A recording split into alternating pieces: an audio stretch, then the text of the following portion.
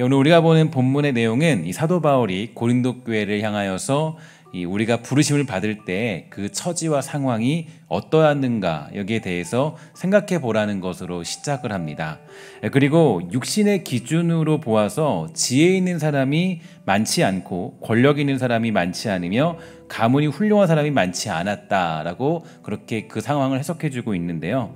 이것은 분명 하나님의 부르심에 관하여서 정의를 내리고 있는 부분이지만 실질적으로 고린도 교회 자체에 있는 사람들 중에 소위 말해서 세상에서 뛰어난 그런 쪽에 있는 사람들이 별로 없었다라는 것을 의미해주고 있습니다. 그런데 하나님께서는 그러한 그들을 부르셔서 이 교회를 세우셨고 고린도 교회를 세워주셨는데요. 그 이유가 어디에 있습니까? 23절과 24절을 보면 이런 내용이 있죠. 우리는 십자가에 못 박힌 그리스도를 전하니 유대인에게는 거리끼는 것이요 이방인에게는 미련한 것이로되 오직 부르심을 입은 자들에게는 유대인이나 헬라인이나 그리스도는 하나님의 능력이요 하나님의 지혜니라 이렇게 우리에게 말해주고 있는데, 또한 오늘 본문 29절도 말해주고 있기를 이는 아무 육체라도 하나님 앞에서 자랑하지 못하게 하려 하심이다 이렇게 우리에게 선포하고 있습니다. 하나님께서 높은 자를 택하지 않으시고요 낮은 자를 택하신 이유가 여기에 잘 담겨져 있죠. 그런데 지금 이들이 벌이고 있는 일들, 고린도 교인들이 벌이고 있는 일들이 무엇인가 보니까요, 이들은 이 분열을 일으키고 있습니다. 분열이라는 것은 결국 어떤 이유 때문에 분열을 하냐면 서로 자신이 잘났다라고 우기기 때문에 벌어지는 게 분열의 원인이죠. 자신들이 알고 있는 지식과 은사가 더 중요하다고 말하다가 보니까 그들은 분열되고 있었습니다. 정말 그러므로 고린도 교회가 분열되고 있다는 것은 하나님의 부르신 목적과 그 이유를 그들이 잊어버렸다라는 것을 반증하고 있는 그런 모습이 되는데, 그 본질을 잊어버리니까 서로 분열되면서 십자가의 복음과 그 원리가 사라진 상황이 바로 고린도 교회의 상황입니다. 복음은 우리가 알 수 없는 하나님의 섭리, 그분의 부르심으로 인하여 나타나는 십자가의 진리가 드러나는 것인데요. 우리의 힘과 능력이나 내가 가진 지식의 한계 속에서 존재하는 하나님이 아니라 약한 자를 통하여서 강한 자를 부끄럽게 하시며 이 하나님의 미련한 것이 사람보다 지혜 있고 하나님의 약한 것이 사람보다 강하게 하는 것이 바로 복음입니다. 이 부분에 대하여서 우리가 조금이라도 벗어나기 시작하면 우리는 고린도 교회와 같은 형국을 맞이할 수밖에 없게 되는데요. 한국 교회의 시작은 이 평양 대부흥을 시작으로 이 절대적인 부흥기를 맞이하기 시작했는데, 그런데 이 1914년에 등장한 한 사람이 있습니다. 이 사람이 누구냐면 이 김장호라는 분이 등장하면서 이 평양 대부흥으로 하나가 되었던 한국 교회가요, 이 분열을 맞이하게 돼요. 그러니까 이 1907년 대부흥 운동을 여러분 이제 아마 익히 들어 알 텐데요. 이 1907년 대부흥 운동으로 서로 하나가 되었고 서로 이제 뜨거운 부흥의 역사를 경험했는데, 그때 이 김장호 목사라는 사람이 1914년에 등장을 하게 됩니다. 김장호 목사는 이제 초기 선교사들이 주장하며 전하던 이 무한한 하나님의 섭리와 기적들을 이 과학적인 한계를 가지고 풀어내기 시작했습니다. 예를 들면 이 모세와 이스라엘 백성들이 홍해를 건넌 그 사건에 대하여서 그동안은 야 홍해를 건넜다 이런 생각을 했는데, 이제 어떻게 풀어내냐면 그 사람이 이 밀물과 썰물로 이제 홍해를 풀어내기 시작하죠. 밀물이 있었고 썰물이 있어서 그때 바로 그들이 그 강을 건넜다라고 그렇게 얘기를 한다던가, 이 오병이의 기적도 실제로 보리떡 5덩이와 물고기 2마리로 5,000명을 먹이고 12광주리가 남은 것이 아니라 이 모여든 사람들이 이 자신들이 준비해온 도시락을 나눠 먹은 것이다 라고 주장을 한 사람이 김장호라는 사람입니다. 심지어 예수님께서 바다 위를 걸으신 사건도요, 실제로 예수께서 바다 한가운데에 깊은 물 위를 걸으신 것이 아니라 그러니까 육지 가까운 깊은 물 위를 걸으신, 그러니까 육지 가까운 해변에 얕은 바닷가를 걸으신 것인데 불과한데 마치 깊은 물 위를 걷는 것처럼 비춰진 것이다라고 그렇게 해석할 정도였습니다. 그러면 거기에 빠져서 허우적거리는 베드로는 그 미친 사람이죠, 그죠? 이상한 사람이죠. 그러니까 그게 말이 안 되는 얘기를 그렇게 주장하기 시작한 거예요. 그러니까 그리스도의 뭐 어떤 그런 모든 것들을 과학적으로 나름대로 그냥 이해하기 쉽게 설명을 했다는 거죠. 그리스도의 재림이란 부분도요, 뭐 인간의 역사와 무관한 이 상징적인 표현에 불과하다라고 그렇게 말할 정도였습니다. 그리고 이 김장호를 따라서 여러 사람들이 사람들이 그 길을 가게 됐는데, 그들은 이제 어떤 조직을 이렇게 하게 되냐면 이 조선 기독교회라는 것을 조직해서 움직일 정도였어요. 그래서 사실 1907년 대부흥 운동으로 이 평양 대부흥 운동으로 엄청난 그런 부흥의 열기를 자랑했던 한국교회가 이 김장호라는 사람이 등장하면서 이 분열을 맞이하기 시작했고요. 이 분열된 한국교회를 가장 기뻐하는 쪽은 당연히 당시에 일본이라는 나라였죠. 그래서 이 하나된 기독교가 사실 그들의 가시였는데, 그들이 봤을 때 굉장히 이 1907년 대부흥 운동으로 이 강력하게 이제 부흥이 있고 또 하나됨으로 움직이니까 이제 그 일본에게는 가시죠. 가시인데 그때 교회가 분열되기 시작하면서 자신의 편들이 생기게 되었고, 정치적인 움직임들과 이 신학적인 움직임들에 따라서 일본의 통치가 힘을 얻게 되는 그러한 일들을 만나게 되는 것입니다.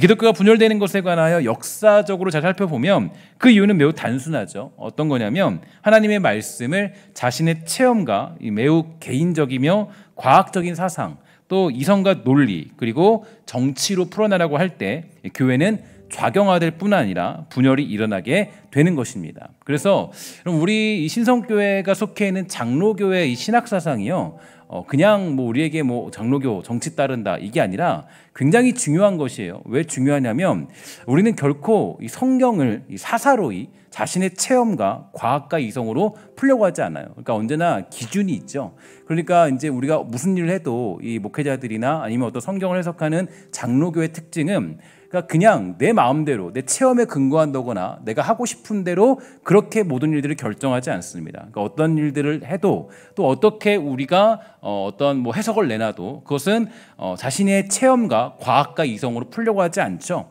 우리는 언제나 전통적인 신앙 고백, 그러니까 이 신앙의 선배들이 세웠던 신앙 고백을 쫓아서 이렇게 말씀을 최우선으로 두고 성령께서 조명하시는 대로 우리의 신앙을 해석하고 나누며 따르고 있습니다. 그리고 이러한 신앙을 따르는 신앙의 선조들의 해석을 근거로 두고 말씀을 나누고 있기 때문에 바른 복음을 전할 수밖에 없는 거죠. 그래서 이 장로교라는 이 교파는 굉장히 우리에게 있어서 이성적이기도 하지만 굉장히 하나님의 말씀 가운데 그 말씀의 중심이 흔들리지 않는, 사사로이 풀 수 없는 그러한 공동체가 바로 이 장로교 사상을 갖고 있는 장로교회라고 말할 수 있게 되는 겁니다.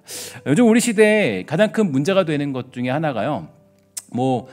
이제 그 유튜브 아니면 또 우리가 여러 가지 이제 우리가 검증되어 있지 않은 사상들, 그런 사상들에 우리가 접근할 때가 많이 있어요. 그래서 사실 그런 사상들이 언제부터 굉장히 활발화됐냐면 이제 그 우리 한 10년, 15년 전쯤부터 우리나라에 등장했던 사상들이 있죠. 그 사상에서 가장 큰 부류가 어떤 부류냐면 신사도 운동이라는 부류예요. 그래서 그 신사도 운동이 굉장히 기독교와 비슷한 척하고 있지만 실은 굉장히 큰 문제가 되는 그런 사상입니다. 사실 그런 것들을 바탕으로 해서 요즘에 유튜브 같은 데 보면은 여러 가지 검증되지 않은 그런 이단적인 사상들이 굉장히 난무하고 있죠.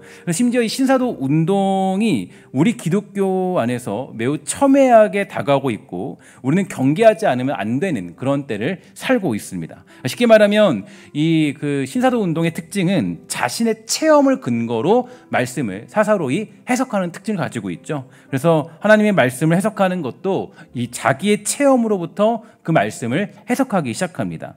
하나님께서 말씀해 주셔야만, 그러니까 내가 지금 설교를 하는데 이 설교가 그냥 하나님이 지금 여기서 직통적으로 말을 해줘야 이 말을 할 수 있는 거예요. 그러니까 성경과 관계없는 얘기도 하나님이 주시는 얘기면 할 수가 있다라는 거죠. 그러니까 이렇게 해서 어떤 그것을 이 말씀을 해석할 수 있다라고 해석하는 겁니다. 그래서 하나님께서 음성을 들려주셔야만 그것이 진정한 말씀으로 깨닫게 된다, 이렇게 주장하고 있는 것이 신사도 운동이죠. 그래서 이 하나님의 음성을 들었다는 것에 대하여서 굉장히 강력한 자부심을 가지고 있어요. 그러니까 내가 정말 하나님 음성을 들었다, 야, 난 신령한 존재다, 이런 어떤 굉장히 큰 자부심을 갖고 있죠. 그러나 이게 정말 부질없는 일이에요. 정말 우리가 그래서 그냥 너무 쉽게 하나님의 음성을 들었다 이렇게 생각하면 안 돼요. 성경이 우리에게 정확하게 말하고 있는 사실이 한 가지 있는데요. 요한계시록 22장 18절과 19절 이렇게 얘기합니다. 내가 이 책의 예언의 말씀을 듣는 각인에게 증거하노니 만일 누구든지 이것들 외에 더하면 하나님이 이 이 책에 기록된 재앙들을 그에게 더하실 터이요 만일 누구든지 이 책의 예언의 말씀에서 제하여 버리면 하나님이 이 책에 기록된 생명나무와 및 거룩한 성의 참회함을 제하여 버리시리라. 이렇게 되어 있습니다. 그러니까 우리가 만약 그냥 이 성경 말씀에 근거하지 않고 어떤 나의 체험에 근거해서 하나님이 지금 나에게 직통계시로 하는 말씀을 내가 전달한다면 그것은 이 성경에 나타난 모든 재앙들이 그들에게 임하게 될 것이다라고 강력하게 경고하고 있다라는 거죠. 그래서 하나님의 음성을 들었다는 것이 얼마나 부질없는 것이고 그것에 끌려다니는 것이 얼마나 복음과 거리가 먼 것입니까? 그러나 많은 사람들이 지금도 하나님의 음성을 근거로 두고 있는 신사도 운동 그리고 자신의 체험으로 비롯된 자기만의 해석에 심취되어 있는 실정입니다. 그래서 여러분 우리가 이러한 시대 속에서 이 장로교회에 속해 있다라는 것 또 그리고 특별히 우리 신성교회에 속해 있다라는 것은 여러분들에게서 굉장히 중요한 하나님의 복이에요. 왜냐하면 제가 우리 저뿐 아니라 우리 사역자들을 봐도 굉장히 어떤 뭐 사사로이 해석을 하는 사람이 거의 없고 정말 하나님의 말씀을 중심으로 이 전통적인 사상에 입각하여서 말씀을 해석하려고 하는 것을 우리는 알 수가 있습니다. 그래서 항상 저희들이 주보에도 보면 매번 우리가 소요리 문답을 여러분들에게 읽기 있게 하잖아요. 그게 기준이 되는 거예요. 그런 기준들이 왜 필요하냐면 뭐 옛날 이야기다 아니에요. 그렇지 않아요. 왜냐하면 믿음의 선배들이 하나님에 대해서 깨닫고 하나님의 말씀에 대해서 검증하고 수많은 사람들이 검증해서 이것이 정말 하나님에 대한 실제적인 모습이다라는 것을 확실히 해석한 모습이기 때문에 이 검증된 것에 대해서 우리가 부정할 수 없는 겁니다. 그것을 기준으로 하여서 우리는 말씀을 해석할 수 있는 거예요. 그러니까 여러분 굉장히 복이죠. 그래서 우리가 어디 내놔도 우리 신성교회가 이 어떤 사역자들이나 저나 어떤 해석적인 부분에서 전혀 문제가 없고 틀림이 없다라는 것을 여러분 기억할 필요가 있습니다. 그래서 복된 자리에 있다라는 거예요. 그러므로 우리가 이러한 시대 속에서 고린도 교회의 상황을 반드시 기억해야 되겠죠. 고린도 교회가 분열되기 시작한 이유가 어디 있는지 아십니까? 바로 그것은 자기의 체험과 신비적인 일들이 아마도 줄을 이뤘던 것 같아요. 그러니까 그 교회의 특징은 굉장히 신비적인 사상들 또 뭔가 조금 혹하는 이야기들 뭐 그런 것들에 굉장히 줄을 이뤘던 것 같습니다. 여러분 그래서 이 뭔가 여러분들을 혹하게 만들다 그러면 대부분이 그것이 사실은 잘 점검해 보면 이게 좀 사기치는 이야기가 많이 있어요. 그러니까 설교도 잘 분석을 하셔야 돼요. 그러니까 분석하셔야 되는 게 혹하는 이야기다. 그럼 굉장히 조심하셔야 돼요. 대부분 우리가 익히 들어 알았던 말씀이 대부분 진리예요. 그런데 뭔가 내가 새로운 이야기를 들었다. 그럼 그건 대부분이 가짜라고 보면 거의 가능합니다. 거의 그렇다고 보면 돼요. 그래서 바울이요 그렇게 많은 장을 할애하면서 이 은사론에 대하여 정립하고 우리가 추구해야 될 진정한 은사는 이 사랑이다라는 것을 밝혀주고 있죠.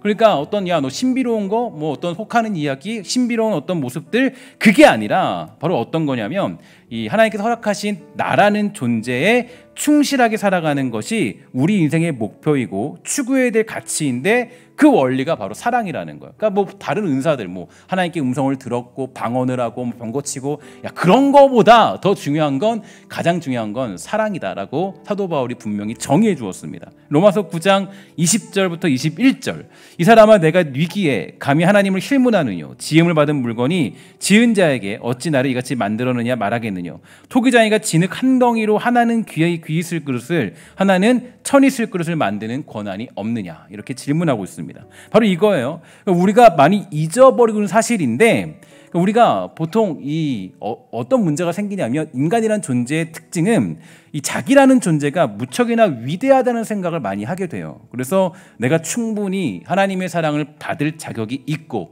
내가 충분히 하나님이 주시는 은사를 받을 만한 조건이 있으며 내가 가진 문제를 해결받을 만한 이유가 있다라고 생각을 합니다. 그러나 잊지 말아야 될 것이 있죠. 뭐냐면 바로 우리가 그분의 피조물이라는 거예요. 여러분 이건 되게 중요한 메시지죠. 그러니까 우리가 자꾸 이 고린도 교인들이 왜 문제가 생겼냐면 자기네들이 피조물인 거를 깜빡한 거예요. 내가 피조물이고 하나님께 부름받았고 지음받은 사실을 깜빡해버린 거예요. 잊어버린 거예요. 그러니까 피조물이 할 일은 뭐예요? 피조물이 할 일은 하나님의 뜻, 그분의 일하심이 드러나는 것을 바라며 살아가는 겁니다. 이게 전부예요. 그러니까 이게 전부죠. 뭐 내가 은사를 받았기 때문에 내가 좀 더 뛰어났기 때문에 뭔가 더 큰 것을 드러낸 것이 아니라 그냥 피조물은 피조물대로 하나님이 그분의 일하심을 드러내면 거기에 만족한 거예요. 더군다나 우리들은 하나님의 아들 예수 그리스도의 목숨값으로 얻은 피조물입니다. 단순하게 쓰고 버릴 피조물이 아니라 자기 아들 예수 그리스도만큼 귀한 피조물이 바로 우리라는 거예요. 그래서 우리가 해야 될 것은 나에게 주어진 일들에 충성하면서 하나님의 섭리와 그분의 일하심을 기대하면서 이루고 그분의 영광을 나타내는 것이 우리의 영광이 되는 것입니다. 종종 우리가 신앙생활하면서 허탈한 이유가 있는데요. 그 이유는 우리의 기대대로 신앙생활이 잘 안 풀릴 때예요. 내가 원하는 대로 신앙생활이 안 풀릴 때죠. 내 생각대로 이루어지지 않기 때문입니다. 내가 기도했는데 기도하는 대로 응답이 없으니까 하나님을 원망하고 탓하고 좌절하고 실망하는 경우가 많이 있게 되죠. 그러면 한번 생각해 봅시다. 여러분 이거 잘 생각해 보셔야 돼요. 한번 잘 머리를 굴려보세요. 내가 원하는 대로 기도에 응답이 있고 하나님이 움직이신다면 누가 과연 창조주입니까? 내가 기도한 대로 하나님이 응답하고 내가 기도한 대로 하나님이 움직이신다면 누가 창조주예요? 나예요? 하나님이에요? 그럼 이건 우리가 잘 생각해 봐야 돼요. 우리가 이 기도 응답을 받느냐 안 받느냐 사실 이거는 하나님께 권한이 있는 거예요. 우린 피조물이죠. 그러니까 내가 어떤 삶을 살아가게 만드는 것도 하나님의 권한에 있는 거예요. 그러니까 우리가 하나님께 실망하고 삶 속에 낭망하는 것은 어떤 사사로운 감정일 수 있겠지만 그 깊은 곳으로 들어가 보면 우리들의 교만이 있고 깊은 죄악의 시작이라는 것을 우리는 알 수가 있게 되죠. 그러니까 우리는 언제나 어떤 순간에도 우리의 부르심을 기억해야 돼요. 하나님이 부르시면 거기서 쓰임 받는 겁니다. 하나님이 거기서 너 그냥 살아라 그러면 거기서 사는 거예요. 너의 인생이 이렇게 정말 이렇게 사는 거면 이렇게 사는 거. 이것으로 하나님의 영광을 드러내는 거예요. 그러니까 우리가 언제나 어떤 순간에도 우리의 부르심을 기억해야 돼요. 우리가 부름받을 때 우리의 형편은 그 어떤 누구도 잘난 모습으로 부름받지 않았거든요. 하나님을 아는 지식이 없고 세상의 그 억울한 고통 속에 살다가 부름받은 것이 저와 여러분들의 현실적인 그 모습들입니다. 그러나 이 많은 시간이 흐르면서 우리는 자기의 부르심을 잊어버릴 때가 많이 있죠. 그러니까 그 부르심을 잊어버리면 우리는 실망과 좌절, 비난과 정죄가 가득한 인생을 살아갈 수밖에 없습니다. 그 대표적인 인물이 성경에 나오는데요. 누구냐면 바로 이 사울 왕이죠. 이 사울 왕은 여러분 어떤 사람입니까? 그는 전혀 어떤 조건들 속에서도 이 왕으로 부름받을 만한 자격 조건을 가지고 있지 않던 사람으로 사실 뭐 정평이 나 있다라고 하면 웃기지만 그런 사람이에요. 그래서 이 왕으로 택함을 받을 때 짐들 사이에 숨어 있던 사람이에요. 그러니까 택함 받아 왕으로 부름받는데 그 전에 어디 있었냐면 짐들 사이에 숨어가지고 나 이렇게 막 숨어 있던 사람. 그리고 자신의 가문 중에 그 어떤 누구도 내세울 수 없는 사람이 사울이었어요. 그래서 그런 가문을 보면서 심지어 이스라엘 중에 살던 어떤 불량배들은요, 그런 놈을 내가 왕으로 섬길 수는 없다. 그런 말도 안 되는 사람을 왕으로 어떻게 섬기냐? 이렇게 할 정도로 빈약한 사람이었어요. 그러니까 뭐 우리가 알기로는 키도 크고 뭐 어쩌고 뭐 얘기하지만 사실 이 사울 왕의 부름 받을 때 보면요, 아무것도 가지지 않은 사람이었어요. 그런데 그러한 그가 왕으로 부름받죠. 성령이 임재하여서 이 능력을 받아 왕으로서의 일들을 잘 수행해 나가는 것 같았습니다. 그런데 어떤 일이 벌어지죠? 자기를 부르신 하나님의 그 놀라운 은혜를 상실해 버리는 거예요. 그러니까 어떤 부르심으로 그 자리에 있는지를 잊어버리게 됩니다. 그러자 하나님의 말씀에 근거하지 않고 자기의 생각과 욕심대로 자기 인생을 살아가기 시작해요. 심지어 여러분 어떤 일을 벌이냐면 이 하나님께 드리는 제사조차 자기 멋대로 해버리는 그런 상황에 이르기 시작합니다. 이게 왜 그렇게 큰 문제가 되냐면 제사 드리는 권한은 왕에게 없었어요. 왕에게 없었는데 그 권한을 자기가 했다는 것은 자기가 좀 더 높아지고 좀 자기가 좀 대단해졌다는 착각에 빠진 거예요. 그러니까 그 제사는 제사장만이 드릴 수 있는데 그런데 그 제사를 자기가 그냥 해버린 거죠. 말도 안 되는 짓을 해버린 거예요. 그리고 그의 인생의 말년은요, 기도에 응답하지 않는 하나님을 떠나서 어떻게 했냐면 접신을 해요. 접신을 할 정도까지 이르렀고 대표적으로 그는 이 사랑으로 사는 인생이 아니라 정죄와 비난으로 사는 인생을 살게 되었습니다. 그 사람이 누구예요? 바로 다윗이었어요. 그러니까 여러분 이게 우리의 본질을 상실하면 나타나는 현실이에요. 그러니까 내가 본질을 상실하고 예수 믿는 이유와 나의 부르심과 내가 피조물의 사실을 잊어버리면 우리 안에 뭐가 가득하냐면 비난과 정죄가 생겨나는 이유가 여기 있는 거예요.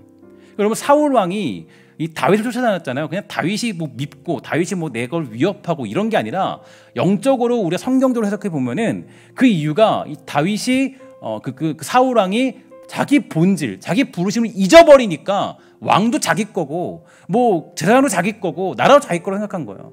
그러니까 어떻게 돼요? 거기 안에 뭐가 생겨요? 비난과 정죄가 생기는 거예요.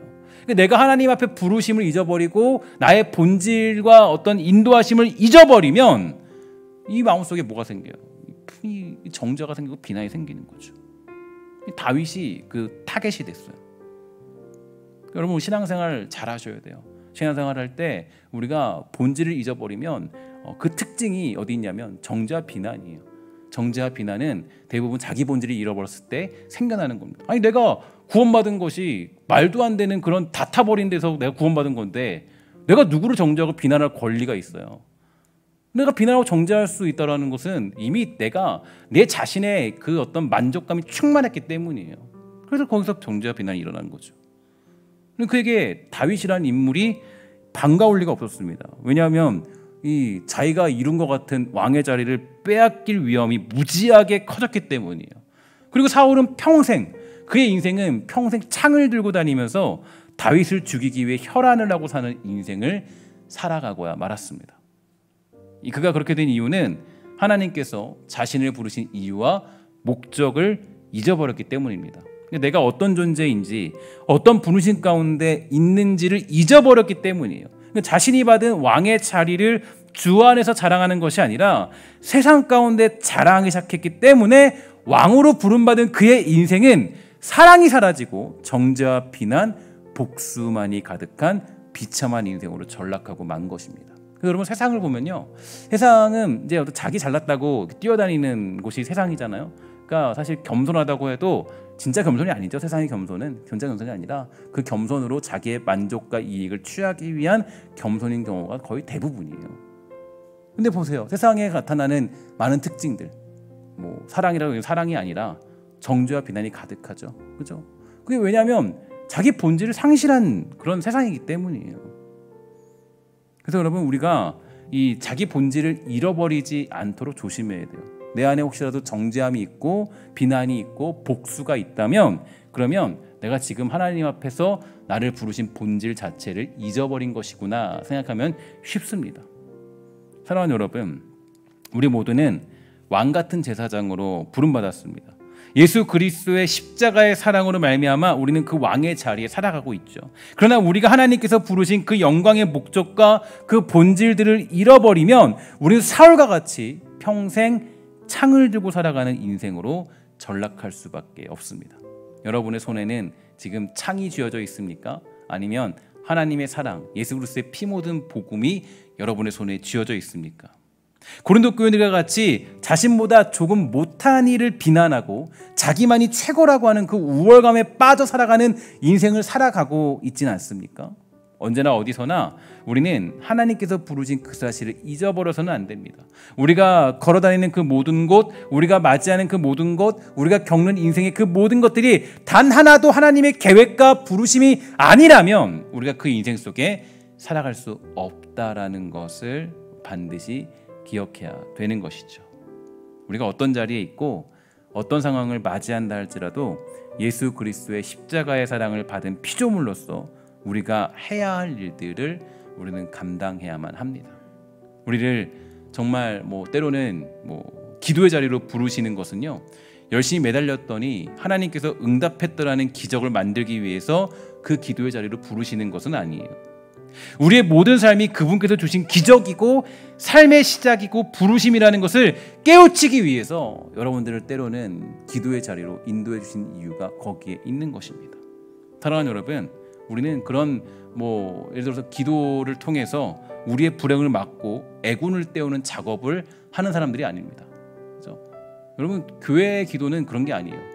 그리스도인의 기도는 적어도 그런 건 아니에요. 막 애군을 때우고 이걸 통해서 막 나쁜 어떤 그런 영향력을 이렇게 몰아내고 그런 식이 아니에요.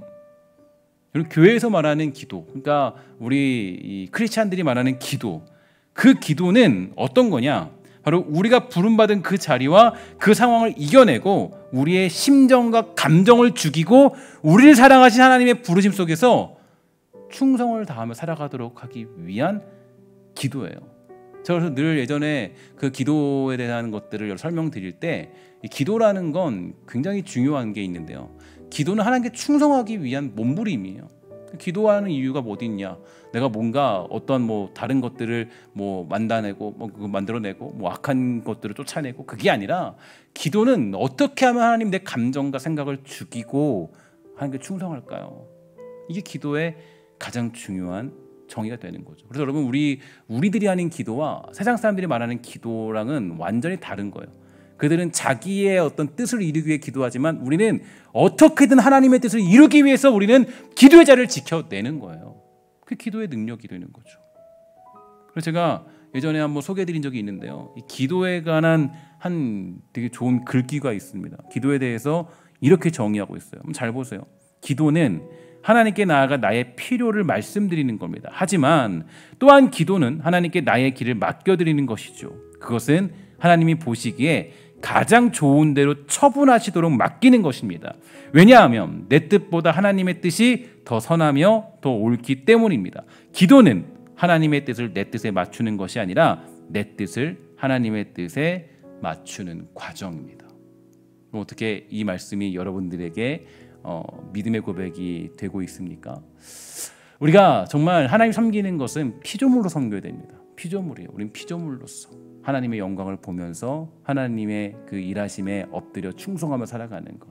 하나님이 부르신 자리에 가서 내가 충성하면 되는 거예요. 내가 어떤 다른 것들로 부름받지 않았어요. 하나님이 여러분과 저를 부르신 이유는 바로 피조물로서 그 자리에서 하나님의 영광을 드러내라고 우리를 부르신 것입니다. 때로는 제가 말씀드리잖아요.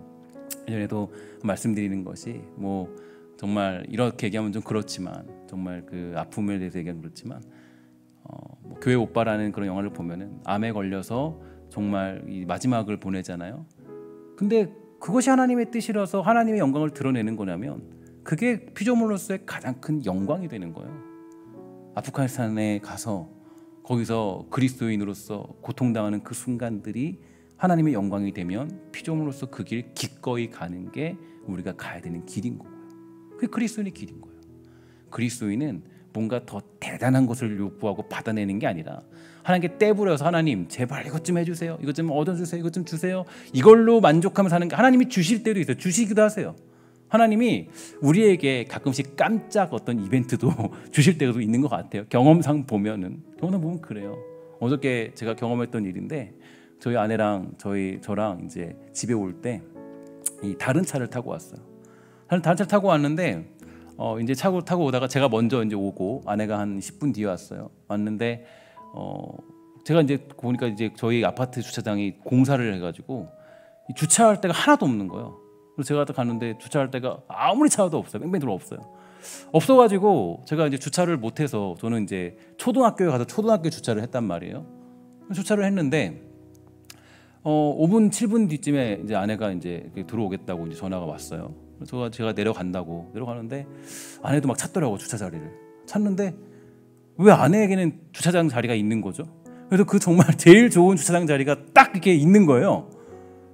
그래서 제가 깜짝 놀랐어요. 분명히 주차장 자리가 없었는데. 그랬더니 아내가 저한테 얘기하더라고요. 뭐라고 하면 자기가 이 들어올 때 기도했다라는 거예요. 무슨 기도를 했냐면 제발 하나님 자리 하나만 더 주세요. 하나만 주세요. 제가 자리 하나 있으면 좋겠어요. 그랬더니 정말 그 10시, 그 11시쯤에 제가 이제 집에 교회에서 있다가 들어갔는데 정말 그 자리가 있다라는 거예요. 분명 11시에 누가 나갑니까? 안 나가잖아요. 아파트에도 안 나가는데 11시에 그 자리가 있다는 거예요. 그래서 저보고 자랑하더라고요. 그럼 하나님이 자기도 사랑한다고.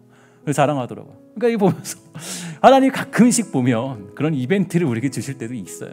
그런데 사실 우리의 목적은 그런 것들로 살아가는 건 아니죠. 그게 우리의 만족이 될 수는 없어요.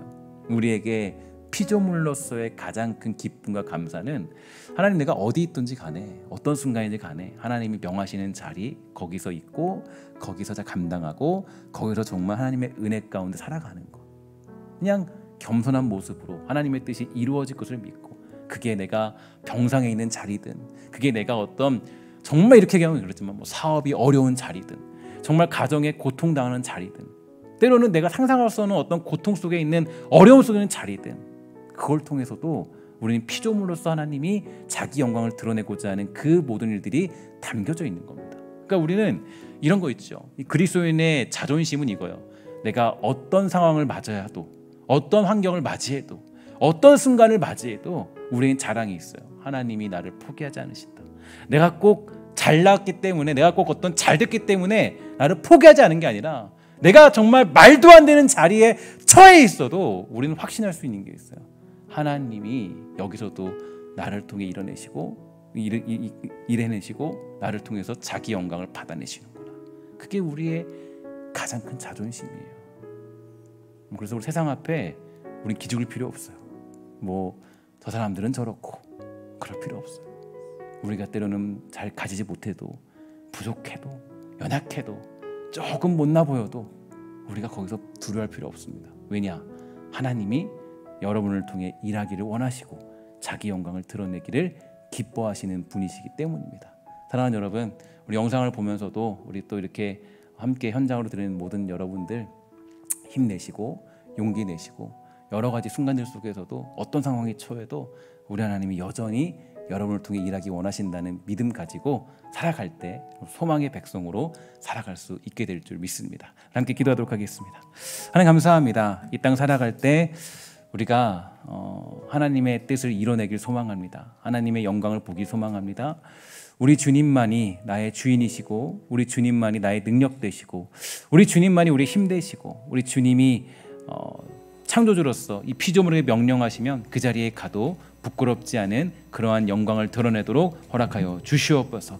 하나님, 정말 우리가 때로는 다른 것에 욕심내고 있고 때로는 우리의 본질을 상실하고 있다면 그 본질들을 다시 한번 회복하도록 붙잡아 주시고, 우리의 다른 마음들을 다 내려놓고 다시 우리가 어떻게 부름받았는지 깨달을 수 있는 은혜를 우리 모두에게 베풀어 주시옵소서. 모든 말씀 예수님의 이름으로 간절히 기도합니다. 아멘.